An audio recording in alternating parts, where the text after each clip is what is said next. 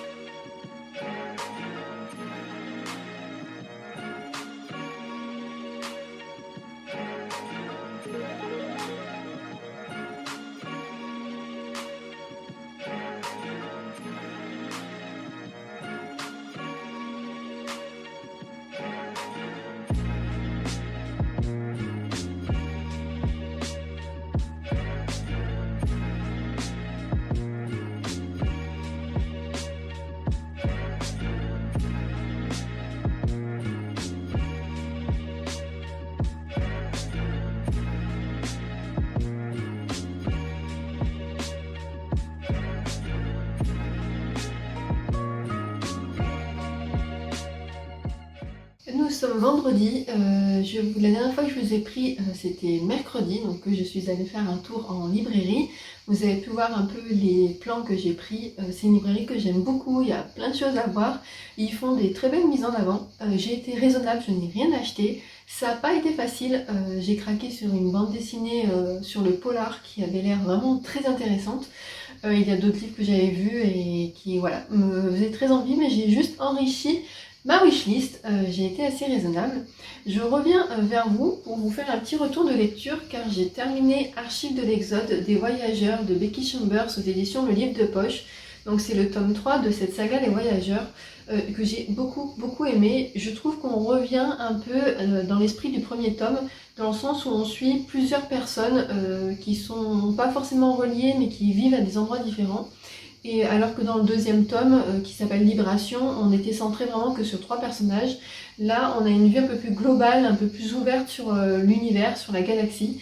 et j'ai beaucoup aimé. Je sais qu'il y a un 4 qui existe, mais qui n'est qu'en gros format pour l'instant, que je pense lire dès qu'il sera disponible en poche, parce que j'aime vraiment beaucoup les écrits de Becky Chambers. Je pense que je vais regarder ce qu'elle a fait d'autre pour les lire, parce que ça me plaît énormément. Voilà, elle m'a vraiment réconciliée avec la science-fiction, et j'ai vraiment hâte de voir ce qu'elle a pu écrire d'autre. Heureusement, je crois que c'est une autrice qui a été assez prolifique, dans le sens où elle a écrit 7 ou 8 livres, je crois, même sûrement plus. Et je me dis que j'ai encore de quoi lire pour continuer de découvrir son univers.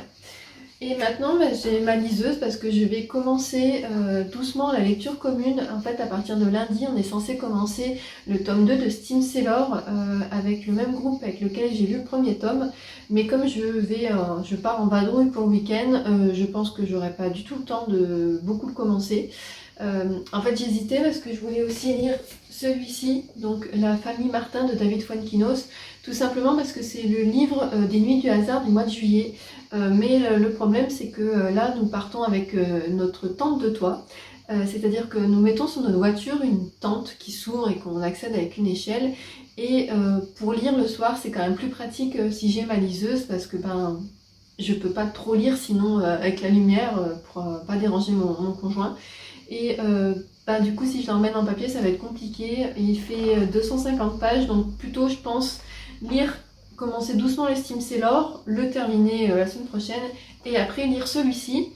Et après, normalement, je n'ai plus de lecture commune pour juillet, et je partirai du coup sur ma pile à lire de l'été, que je vous ai présentée dans une vidéo il y a quelques semaines, mais je l'ai enrichie depuis. J'ai rajouté 2 livres que j'aimerais beaucoup lire cet été. Donc j'ai rajouté En attendant le déluge de Dolores Redondo aux éditions Gallimard.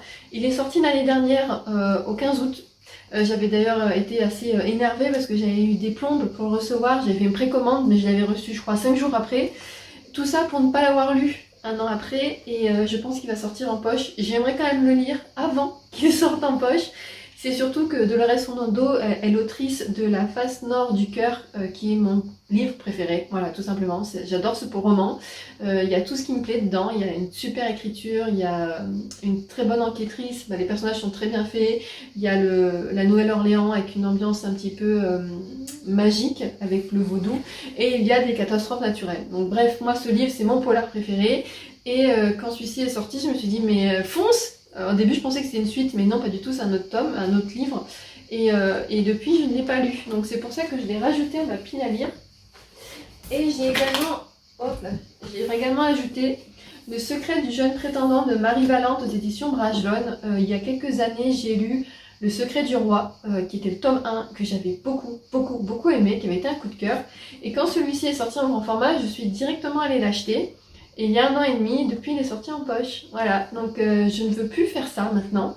Après, ça me dérange pas trop dans le sens où le premier, je l'ai en grand format. Mais j'ai envie quand même de me dire que j'ai acheté un livre, c'est bien de le lire avant qu'il sorte en petit format. Et donc c'est pour ça que je l'ai rajouté. Donc j'en ai rajouté 2, ce qui me fait une pile à lire. 4, 5, 6, 7, 8, 9, plus le roman de Ariel Holz qu'il faut que j'aille chercher en relais parce que je l'ai reçu. Donc c'est la suite de La princesse sans visage qui s'appelle Le règne des chimères. Donc voilà, c'est tout pour aujourd'hui. Je reviendrai vous voir un peu plus tard.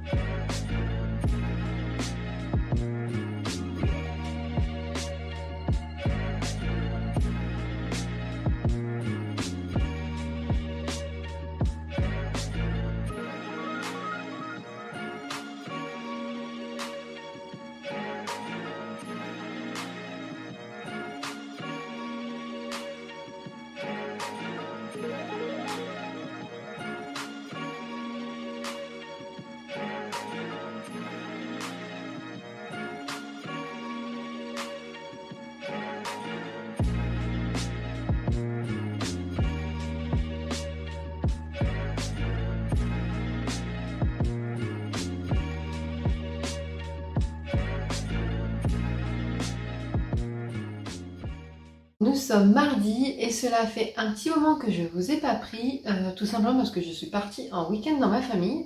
Et vous allez pouvoir voir que j'ai visité une librairie donc, qui est située dans un centre commercial à Saint-Étienne, dans le centre de plus précisément. Et c'est une librairie de citres. Donc je vous mettrai les plans que j'ai fait juste après cette partie-là.